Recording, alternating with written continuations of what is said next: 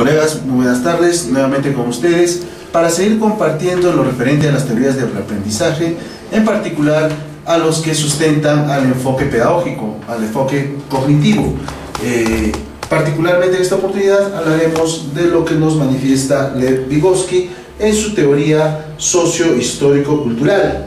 En esta teoría, Vygotsky dice que el desarrollo de los aprendizajes viene a ser el proceso por el que el niño se apropia de los conocimientos, metas, actividades y recursos culturales que la sociedad en la que se vive ha desarrollado. En definitiva, el desarrollo cognitivo es pues la adquisición y personalización de la cultura y de los patrones de interacción social, sin olvidar los aspectos biológicos en lo que se refiere al desarrollo ontogénico, que significa la síntesis entre la moderación orgánica y la historia cultural. ¿Cuáles son las herramientas para el desarrollo de los aprendizajes? Los instrumentos materiales, que implica la transformación del medio externo, y las herramientas cognitivas, principalmente el lenguaje, el cual permite dirigir la actividad psíquica regulando la propia conducta y la de los demás. La función mediadora que implica para este desarrollo de aprendizaje se construye a través de la interacción social y significativa. Este es un proceso de internalización que se da entre lo interpsicológico, vale decir su interrelación con el aspecto social, para llevarlo al intrapsicológico, lo que quiere decir la interiorización de lo que se aprende en el plano individual. A eso es a lo que se llama la ley de la doble formación, que los procesos psicológicos se derivan de los procesos sociológicos.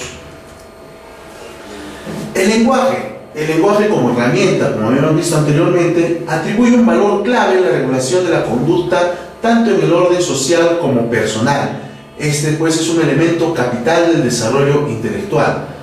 Si pensamiento y lenguaje tienen orígenes diferentes, en un movimiento convergente, dando lugar a las funciones psicológicas propiamente humanas. Esta convergencia se va a dar cuando se internalice el lenguaje, pasando de tener una función social externa a convertirse en herramientas del pensamiento.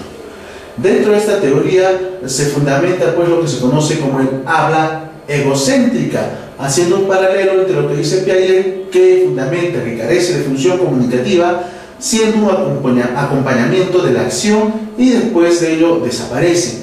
Y Vygotsky dice que no desaparece con el tiempo.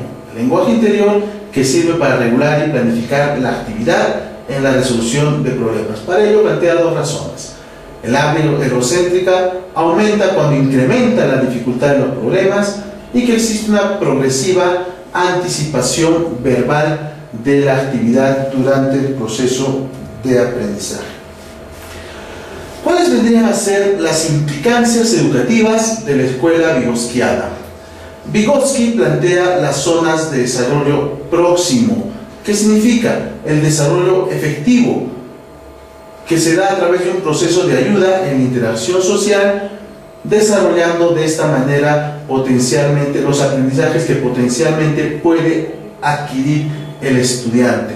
A todo ello le denomina un proceso de andamiaje, en el cual tiene que darle un sentido, el facilitador, un sentido demandante de lo que se quiere aprender, de lo que necesita o requiere aprender, en la base de la transmisión del funcionamiento interpsicológico al intrapsicológico, tal como hemos explicado en anterior diapositiva. Existe una aportación más representativa, a esto se llama la enseñanza recíproca.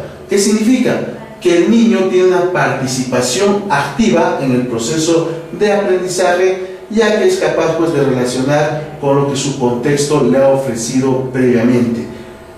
En esta coyuntura, el profesor y el alumno se alternan en el papel instructor y guía de las actividades. El profesor para poner en contacto con el objeto de aprendizaje y el alumno haciendo uso de los patrones culturales, del lenguaje, de las experiencias que haya tenido en un contexto específico, lo que le ha servido para internalizar algunos aprendizajes y utilizarlos para seguir aprendiendo. Muy bien, amigos, esto es lo que se refiere a lo que plantea pues Lev Vygotsky para poder comprender el desarrollo de un aprendizaje socio-histórico-cultural, teniendo en cuenta el contexto en el que se desarrolla. Estaremos reuniéndonos más adelante con nuevas presentaciones. Nos vemos próximamente.